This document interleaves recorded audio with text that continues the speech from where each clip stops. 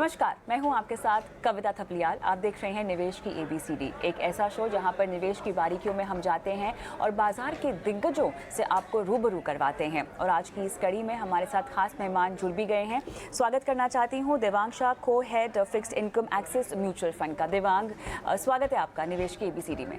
जैसा कि नाम है शो का, हम बारीकी में जाकर निवेशकों को निवेश से जुड़े तमाम पहलुओं को समझाते हैं और उनकी सहायता करते हैं उनकी फाइनेंशियल प्लानिंग करने में। देवांग, आरबीआई की मॉनेटरी पॉलिसी से मैं शुरुआत करना चाहूँगी, क्योंकि बहुत ज़रूरी है ये समझना कि रेट हाइक की गति को धीमा करने के पीछे जो निर्णय लिया गया है वो अपने आप में देखा जाए तो काफ़ी ज़रूरी था। लेकिन क्या आप कहेंगे कि ये आखिरी नहीं है और आने वाले वक्त में, आने वाले समय में हम रेट हाइक्स देखेंगे, लेकिन हो सकता है इसकी जो गति है उसमें थोड़ा सा धीमापन थोड़ा और आ जाए? क्या कहेंगे आप? कंप्लीटली आप एकदम बराबर बात कर रहे हैं कि एक्चुअली इंक्रीमेंटली यहाँ से अगर आप देखेंगे आरबीआई की जो रेट हाइक की गति होगी वो कम होती रहेगी। अगर आप मैक्रो डेटा देखेंगे, जो इन्फ्लेशन ग्रोथ के डायनामिक्स है और जिसके हिसाब से पॉलिसी के रेट्स डिसाइड किए जाते हैं, हमारा अंदाजा ऐसा है कि इन्फ्लेशन नीचे की तरफ दिखता रहेगा। जो हेडलाइन सीपीआई है, जो हम लोग ने लास्ट 3-4 महीने, मोर देन 6 मंथ्स, हम लोग ने इन्फ्लेशन की हेडलाइन प्रिंट्स जो देखी थी वो 7 और अबाउ 7% देखी है।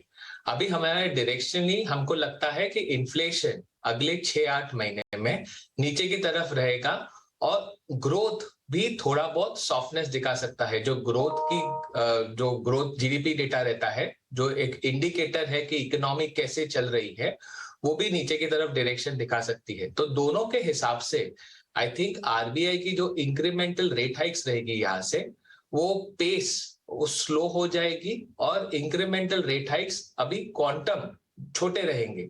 जो उन्होंने पहले 3-4 पॉलिसीज में 50 बेसिस के रेट हाइक्स करे, आई थिंक अभी वो 25 की तरफ डायरेक्शनली मूव होंगे। दो और एक एस्पेक्ट जो बहुत इंपॉर्टेंट है, आई थिंक ग्लोबली ऑल्सो, अगर आप देखेंगे यूएस फेड भी डायरेक्शनली बोल रहे हैं और उनका एक डॉट प्लॉट रहता है और एक गाइडेंस रहता है कि फ्यूचर पेस और उनकी पेस गति ऑफ रेट हाइक्स कैसी रहेगी। उसमें भी उन्होंने डायरेक्शनली बताया है कि आगे जाके इन्फ्लेशन और ग्रोथ दोनों में कमी दिख सकती है, इन्फ्लेशन की डायरेक्शनल नीचे दिख सकती है और उसके हिसाब से आई थिंक वहां पर भी गति जो है वो कम होती दिखती है। जो उन्होंने 75 बेसिस की रेट हाइक करी थी फेड ने फॉर ऑलमोस्ट 2 to 3 पॉलिसीज, अगर इंक्रीमेंटली हमें लगता है जो दिसंबर 15 को फेड की पॉलिसी भी है, वहां पे फेड भी 50 बेसिस हाइक करेंगे। सो मैं अगर देखूं, not only India, I think not only Bharat, across globally pace of rate hikes कम होते दिखती है। एंड इंडिया में भी ग्रोथ और इन्फ्लेशन दोनों डायनामिक्स देख के, मैक्रो डेटा देख के, हमें ऐसे ही लग रहा है कि इन्फ्लेशन की पीक ऑलमोस्ट हो चुकी है। नियर टर्म यहां से इन्फ्लेशन का डेटा ऊपर जाते नहीं दिखता है। इनफैक्ट अगले 6 महीने का डेटा 6% के नीचे दिखता है और उसके हिसाब से यहां से इंक्रीमेंटल जो रेट हाइक्स होंगे वो 25-25 बेसिस के दर में होंगे। देवांग, आपने बहुत बखूबी समझाया कि ये शायद समय की मांग है कि जो रेट हाइक्स हो रहे हैं उसमें थोड़ा सा धीमापन लाया जाए। लेकिन एक चीज़ समझनी है मुझे, हमारी जो रेट हाइक हो रही है ये केवल क्या हम ऐसा कह सकते हैं कि ये केवल और केवल क्योंकि ग्लोबल बाज़ारों में हम देख रहे हैं कि महंगाई एक बहुत बड़ी चिंता बनी हुई है, वहाँ की विदेशी इकॉनमीज़ के लिए ये बहुत बड़ा सरदर्द है, उन्हें रेट हाइक करना पड़ रहा है। तो इसमें बस एक तालमेल बिठाने के लिए हम विवश हो चुके हैं रेट हाइक्स करने के लिए। भले ही हालांकि हमारी जो पेस है वो कम हो जाएगी, लेकिन ज़रूरी है हमारे लिए रेट बढ़ाना। कंप्लीटली आई थिंक उसके हिसाब से ही रेट हाइक नहीं हो रहे कि जो ग्लोबल माहौल है जहां पे सारे सेंट्रल बैंकर्स रेट हाइक कर रहे हैं, उसी की वजह से इंडिया में भी रेट हाइक्स हो रहे हैं। आई थिंक वो तालमेल लगाना कंप्लीट 100% सही नहीं है। I think first of all हम लोग ग्लोबल मार्केट से डीकपल नहीं हो सकते हैं, हमारा कनेक्शन वहां पे रहेगा, बिकॉज अदरवाइज अगर हम लोग बहुत पीछे रह गए इन्फ्लेशन हाइक करने में और इन्फ्लेशन को मैनेज करने में, या फिर रेट हाइक्स हम लोग ने कम करे, तो उसका परिणाम क्या हो सकता है कि करेंसी स्पेसिफिकली रुपया को बहुत सारा डेप्रिसिएशन हो सकता है, और उसमें आगे जाके इम्पैक्ट ऑन इकोनॉमी, भारत की इकोनॉमी पे ज्यादा हो सकता है। तो हम लोग को थोड़ा बहुत, अगर ग्लोबल सेंट्रल बैंकर्स की पेस, अगर आप देखेंगे फेड रेट डिस्काउंट से, मतलब नेगेटिव रेट से अभी 4% की तरफ बढ़ गया है, तो उन्होंने 400 बेसिस प्लस की रेट हाइक करी है। अगर आप भारत में देखेंगे तो इंडिया ऑपरेटिव रेट जो था अप्रैल में 335 था, 3.35, वहां से अभी 6.25 की तरफ पहुंच गया है। तो हम लोग ने 300 बेसिस की रेट हाइक करी हुई है। तो हमारा अंदाजा ये है कि आई थिंक यस, थोड़ा पर्सपेक्टिव है कि वो ग्लोबल मार्केट्स में रेट हाइक हो रहे हैं, इसके लिए इंडिया में भी रेट हाइक करने पड़ेंगे। अदरवाइज जो तालमेल है वो अगर नहीं बैठता है तो अपनी करेंसी पे डेप्रिसिएशन होता है और उसमें लॉन्ग टर्म इकोनॉमिक इंपैक्ट होता है।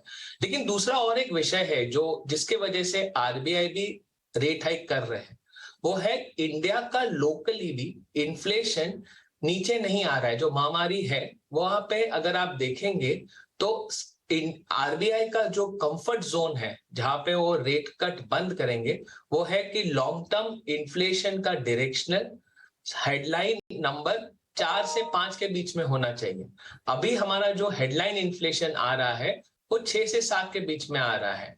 डायरेक्शनली आरबीआई ने जितने हाइक करे हैं उसका इंपैक्ट होगा। कमोडिटी साइकिल भी थोड़ी थोड़ी वीकनेस दिखा रही है, डिमांड स्लो डाउन होना शुरू हो गया है। तो उसके वजह से near term in the next 6-8 महीने में हमें लगता है कि इन्फ्लेशन की हेडलाइन 5.5 से 6% में पहुंच जाएगी।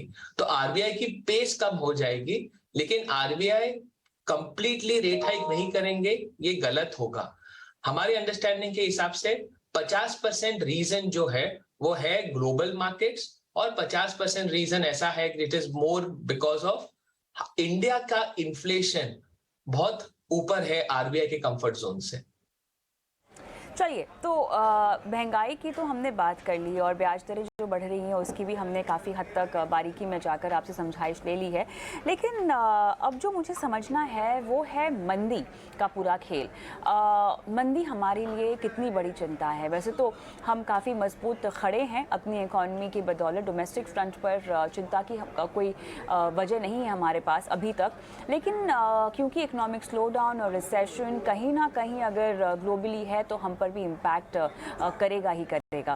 तो ऐसे में मुझे आप ये समझाएं कि रिसेशन की जो खबरें हैं वो हमारे लिए कितनी परेशान वाली हो सकती हैं। तो हमारा व्यू है कि एक्चुअली अगर आप 6-8 महीने पहले देखेंगे, जब यूक्रेन रशिया क्राइसिस चालू नहीं हुई थी, तो बाजार में 2 थीम्स चल रही थी मार्केट में। एक थी कि अभी भी ग्रोथ, जो आपने बोला कि इकोनॉमी कैसे चलेगी, उसकी अनसर्टेनिटी थी। अब वो निश्चित तरीके से कौन से डायरेक्शन लेगी, तेजी या मंदी, वो समझ में नहीं आ रहा था, बिकॉज कोविड अनसर्टेनिटी तभी भी थी। हम लोग जनवरी 2022 की बात कर रहे हैं।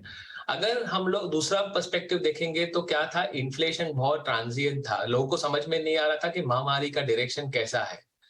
आज का जो थीम चल रहा है बाजार में, जैसे आपने बोला, एक है कि अगर सेंट्रल बैंकर्स ने इतने फास्ट पेस से रेट हाइक करी है तो उसका इंपैक्ट इकोनॉमी में बहुत ज्यादा होगा, तो इसीलिए रिसेशन की बात चल रही है। और दूसरा पर्सपेक्टिव ये चल रहा है कि अभी भी चाइना ओपन अप नहीं हुआ है, यूक्रेन रशिया की वॉर अभी भी चालू है, तो उसके वजह से इन्फ्लेशन बहुत हाई रहेगा। और जो टर्मिनोलॉजी यूज करते बाजार में वो है हाइपर इन्फ्लेशन। हमारा पर्सपेक्टिव है हम लोग दोनों शायद नहीं विटनेस करेंगे, ना ही इकोनॉमी ग्लोबल फ्रंट में और इंडिया फ्रंट में। हमें नहीं लगता कि हम लोग एक बहुत बड़ा रिसेशन में एंटर करने वाले हैं, ना ही महामारी में हम लोग हाइपर इन्फ्लेशन वर्ल्ड में जाने वाले हैं। हमारा थॉट ऐसा है, अगर आप लास्ट 6-8 महीने से देखेंगे और अभी भी फ्यूचर गाइडेंस जो कॉर्पोरेट्स दे रहे हैं, डिमांड पर्सपेक्टिव से इतनी घटौती हुई नहीं है। हाई फ्रीक्वेंसी इंडिकेटर्स अगर आप देखेंगे, जो मंथ ऑन मंथ बहुत सारा ट्रेंड दिखाते हैं कि इकोनॉमी कैसे चल रही है, उसमें अगर आप देखेंगे तो सीमेंट का डेटा देखिए, टू व्हीलर्स का देखिए, फोर व्हीलर्स का देखेंगे।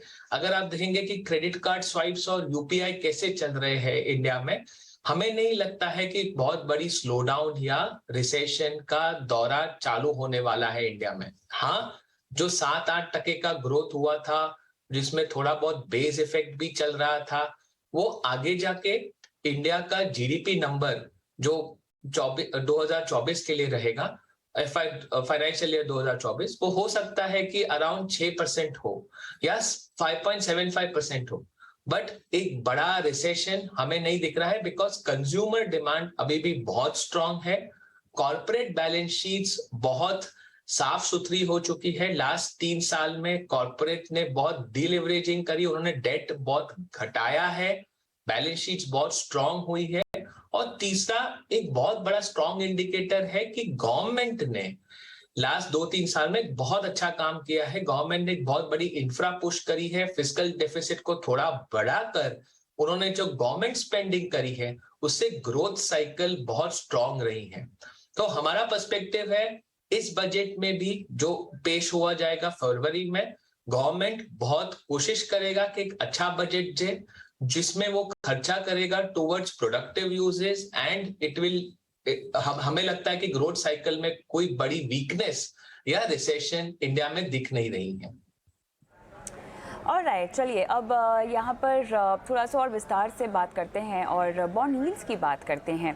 तो बॉन्ड यील्ड्स की तेज़ी अब ख़त्म हो चुकी है, क्या हम ये कह सकते हैं, या अभी भी कोई गुंजाइश है? हमें क्या लगता है कि लास्ट 6 महीने में अगर आप देखेंगे, मार्केट्स में 300 बेसिस की रेट हाइक्स हुई है। खाली इंडिया में नहीं, ग्लोबली भी अगर आप देख लेंगे, कोई भी सेंट्रल बैंक उठा लीजिए, कोई भी इकोनॉमी उठा लीजिए, यूरोप या आप एशियन इकोनॉमीज उठा लीजिए, डेवलप मार्केट्स उठा लीजिए, यूएस उठा लीजिए, आई थिंक सब जगह पे 200 से 300 बेसिस के रेट हाइक्स हो गए हैं। और सारे रेट हाइक्स फ्रंट लोडिंग कर दी है। सारे सेंट्रल बैंकर्स ने, जो हम लोग ने सोचा था कि रेट्स काफी धीरे धीरे बढ़ेंगे, उसके मतलब इट एक्चुअली ऑपोजिट हुआ है। रेट्स इंक्रीज काफी जल्दी हो चुके हैं, बिकॉज इन्फ्लेशन जो था वो काफी आउट ऑफ कंट्रोल हो गया था। तो सारे सेंट्रल बैंकर्स ने काफी फास्ट पेस से रेट हाइक्स करे हुए। हमारा अंडरस्टैंडिंग है जो बड़ा सेल ऑफ बॉन्ड मार्केट में होना था, जो रेट्स इंक्रीज होने थे, अगर आप देखेंगे 1 साल की सीडी, 1 साल की एफडी, जो अगर अप्रैल में अगर 4.5-5% पे डील हो रही थी, अभी मार्केट्स में 1 साल के एफडी 7.5% पे चले गए हैं। तो जो बड़ा मूव डायरेक्शनली इंटरेस्ट रेट में होना था, इवन गवर्नमेंट बॉन्ड डील्स जो अराउंड 675 डील हो रही थी, वो 7.5 जाके अभी 7.25 पे ट्रेड हो रही है। तो डायरेक्शनली जो बड़ा बॉन्ड मार्केट में मूव होना था वो हो चुका है। हमें यहाँ से बड़ा रेट इंक्रीज नहीं दिख रहे हैं। हमारे हिसाब से फरवरी और अप्रैल में प्रोबेबली आरबीआई और एक 25 बेसिस का रेट हाइक करेगा। आज जो ऑपरेटिव रेट 6.25 है रेपो रेट, वो रेपो रेट को 6.75 तक लेके जाएगा। और समवेयर डाउन द लाइन जो बॉन्ड मार्केट है वो यहाँ से एक रेंज में ट्रेड करेंगे। 7-10, 7.5 की रेंज में 10 year government bond deals trade करेंगी इंडिया में, हमें ऐसा लगता है। तो अब हम क्या कह सकते हैं कि 2022 का जो अंत हो रहा है, वो 2022 की शुरुआत को लेकर जो चिंताएं थी, जो ट्रिगर्स थे, वहाँ से थोड़ी सी राहत, लेकिन 2023 की जो शुरुआत होगी वो थोड़े ज़्यादा गहरे कंसर्न्स के साथ हो रही है, क्योंकि रिसेशन एक बहुत बड़ा ख़तरा है जो मंडरा रहा है। और जैसे कि आरबीआई ने हमारा ग्रोथ फोरकास्ट भी थोड़ा सा कम किया है, लेकिन ज़रूरी होगा कि महंगाई और ग्रोथ में तालमेल बैठाकर आगे बढ़ना, जो हो सकता है कि इस रिसेशनरी एनवायरनमेंट में थोड़ा सा चैलेंजिंग हो जाए। क्या कहेंगे आप? मेरे हिसाब से आप सही हैं, 2022 बहुत चैलेंजिंग रहा है। अगर आप सेंट्रल बैंक के हिसाब से भी देखेंगे, उनको बहुत प्रॉब्लम्स हुए हैं, बिकॉज ग्रोथ की अनसर्टेनिटी थी, हाइपर इन्फ्लेशन था, यूक्रेन रशिया क्राइसिस किसी ने देखी नहीं थी, चाइना में कोविड चल रहा था, सप्लाई चेन्स बहुत स्ट्रेच थी। अगर 2022 में मेरे हिसाब से सारे सेंट्रल बैंकर्स ने काफी अच्छा काम किया है, इंक्लूडिंग इंडिया। आई थिंक बहुत अच्छी तरीके से फाइनेंशियल स्टेबिलिटी मेंटेन करी गई है, फास्ट पेस से रेट हाइक्स कर दिए हैं सो दैट इकोनॉमी पे मीडियम टर्म पे कोई दिक्कत ना है। मेरे हिसाब से थोड़ा ग्रोथ का रिवीजन हुआ है, जहां पे आरबीआई ने ग्रोथ थोड़ा फ्रॉम 6.7% दे हैव वो लोग कम करके 6.8% पे लेके गए हैं। बट इतनी बड़ी मंदी या इतनी बड़ी रिसेशन की फियर हमें लगती नहीं है। इनफैक्ट हमारा थॉट प्रोसेस है कि 2022 में एक बड़ा तूफान रेट्स में आ चुका है, एक बड़ा सा रेट रीअलाइनमेंट हो चुका है। 2 साल के रिटर्न्स फिक्स्ड इनकम प्रोडक्ट्स के इतने अच्छे नहीं रहे हैं। अभी इंक्रीमेंटली यहां से निवेश करने के लिए आप कोई भी एसेट इन्वेस्ट करिए, अगर 1 साल के ऊपर सारा बाजार 7.5 के आसपास की यील्ड पे है। तो हमारा अंडरस्टैंडिंग ऐसा है कि फिक्स्ड इनकम मार्केट्स के लिए जो एक बड़ा मूवमेंट होना था वो हो चुका है। यहां से इन्वेस्टर्स को फिक्स्ड इनकम प्रोडक्ट्स में बेटर और अच्छे रिटर्न्स मिल सकते हैं। दूसरी चीज, हमारा ऐसा भी एक मानना है कि गवर्नमेंट कंटिन्यू करेगा फिस्कल पुश की तरफ और वो इंश्योर करेगा कि हम लोग एक बड़े रिसेशन में ना जाए। तो हमारा ऐसा व्यू नहीं है कि 2023 बहुत बड़ा दिक्कत होगी या बहुत रिसेशन होगा इंडिया। ऑलराइट, चलिए अब यहाँ पर क्या हम कह सकते हैं कि 2023 में भी अपने पोर्टफोलियो में डेट को आपको ज़रूर ही शामिल रखना है, डेट निवेश को या निवेश के विकल्पों को। वैसे तो अगर डाइवर्सिफिकेशन के लिहाज से हम देखें देवांग, तो आपके पास डेट होना ही चाहिए, कम से कम कुछ मात्रा में तो होना ही चाहिए। लेकिन क्या वक्त आ गया है कि 2023 में हम इस मात्रा को और बढ़ाकर चलें, जो कि हम 2022 में भी लोगों को सलाह दे ही रहे हैं। क्या 2023 में भी आपको ये रणनीति अपनाना सही लगता है? डेफिनेटली। सो अगर आप मुझे पूछेंगे कि अगर मैंने आपको जैसे बताया कि इंक्रीमेंटली यहां से अगर आप 1 साल के प्रोडक्ट में भी इन्वेस्ट करते हैं, 4 साल के प्रोडक्ट में भी इन्वेस्ट करते हैं या 10 साल के प्रोडक्ट में भी इन्वेस्ट करते हैं, यहां से हमको एक पर्सपेक्टिव हमें बहुत ज्यादा रेट कट नहीं दिख रहे हैं। तो हमारा इन्वेस्टर को क्या बोलना है और या एडवाइस है कि आप 2 से 4 साल वाले ड्यूरेशन प्रोडक्ट में निवेश कीजिए। अगर आपका इन्वेस्टमेंट होराइजन, तो पहले एक बहुत बड़ी इंपॉर्टेंट चीज है जो फिक्स्ड इनकम इन्वेस्टर्स को हमेशा ध्यान में रखनी चाहिए कि आपका जो इन्वेस्टमेंट होराइजन है, हमको उसके हिसाब से प्रोडक्ट सिलेक्ट करने चाहिए। सेबी ने बहुत अच्छा काम किया है म्यूचुअल फंड्स के लिए, जहां पे उन्होंने प्रोडक्ट का ड्यूरेशन के हिसाब से इन्वेस्टर के उन्होंने जो निवेश करना है, अगर उनको 3 महीने में निवेश करना है तो 3 महीने का प्रोडक्ट है। अगर उनको 1 साल में निवेश करना, उनका टाइम होराइजन ऑफ इन्वेस्टमेंट 1 साल है, तो उनको 1 साल के प्रोडक्ट में इन्वेस्ट करना है। तो प्रोडक्ट गेटिंग करी गई है ड्यूरेशन के हिसाब से। तो इन्वेस्टर को अपना इन्वेस्टमेंट होराइजन डिसाइड करना चाहिए और उसके हिसाब से प्रोडक्ट सिलेक्ट करके उसमें प्रोडक्ट में पैसे डालने चाहिए। पर 2023 में जैसे मैंने आपको बताया कि जो मिनिमम इन्वेस्टमेंट रेट हो रहा है वो 60% प्लस हो रहा है। तो हमारा अंडरस्टैंडिंग ऐसा है कि ऑब्वियसली इन्वेस्टर्स के लिए इंक्रीमेंटली यहाँ से फिक्स्ड इनकम प्रोडक्ट्स फायदेमंद रहेंगे और उनको डेफिनेटली निवेश करना चाहिए।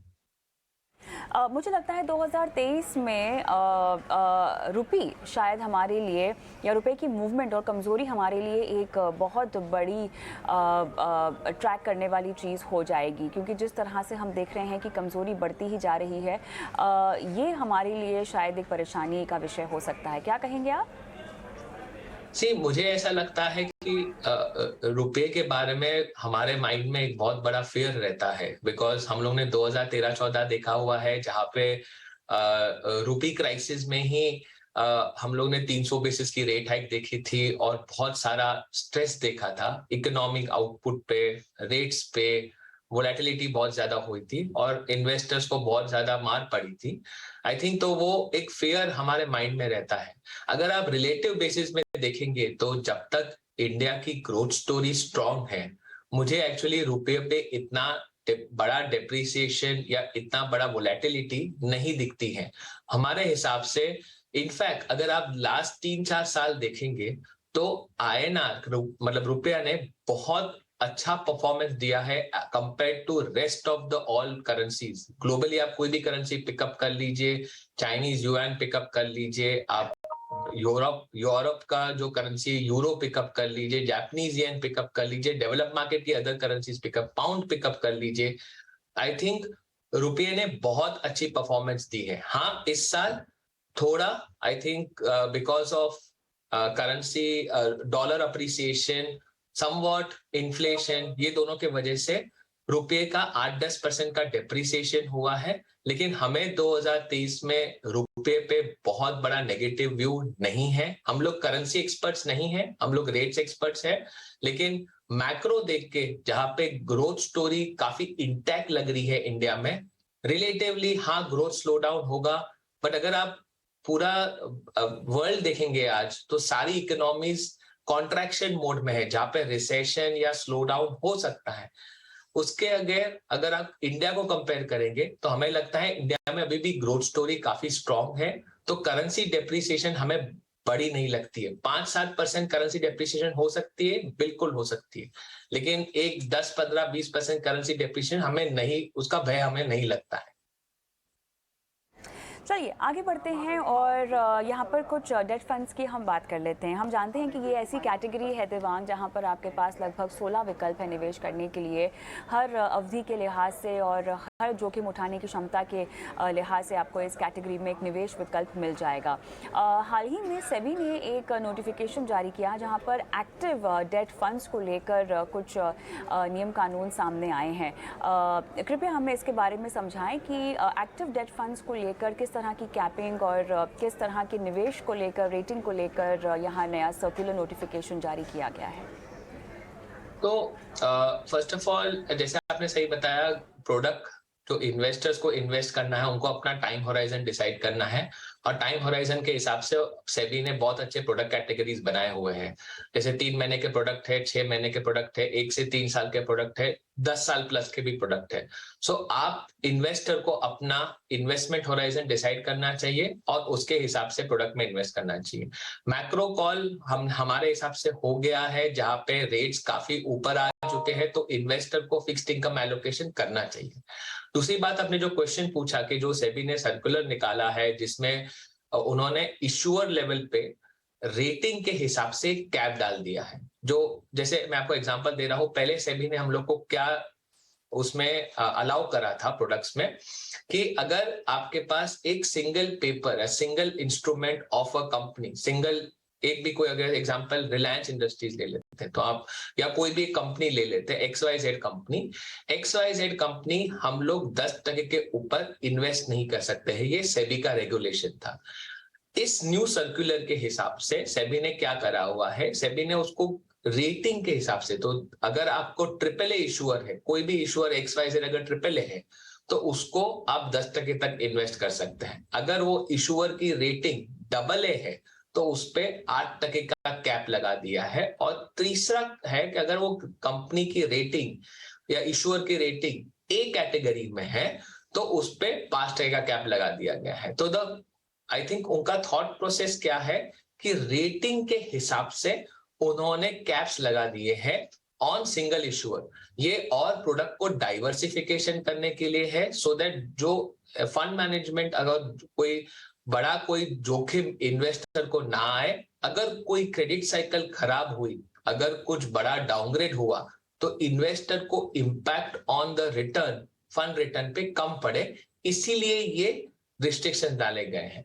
एट हमारे लेवल पे अगर हम बताएं, एक्सिस म्यूचुअल फंड में हम जब से फंड चालू करे 2009 से, हम लोग ने यही इन्वेस्टमेंट पॉलिसी हमारे अक्रॉस ऑल फंड्स फॉलो करी है, जहां पे हम लोग ने 10 AAA अगर इशूअर है तो हम लोग ने 10% पे रखा हुआ है, AA है तो 7.5 पे, और सिंगल है तो 5% पे।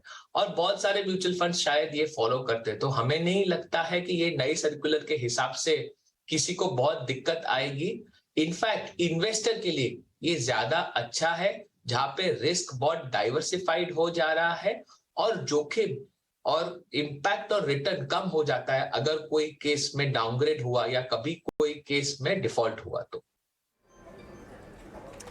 चलिए देवांग, बहुत बहुत धन्यवाद, आपने इस शो में शिरकत की और इतने विस्तार से डेट निवेश से लेकर किस तरह से महंगाई और रिसेशन और इकोनॉमिक स्लोडाउन की चिंताओं को हमको दरकिनार कर देना चाहिए, और इन सब बातों को ध्यान में रखते अपने पोर्टफोलियो कंस्ट्रक्शन में क्या क्या ज़रूरी कदम उठाने चाहिए। तमाम मुद्दों पर हमसे बात करने के लिए, जानकारी देने के लिए बहुत बहुत धन्यवाद। Thank you.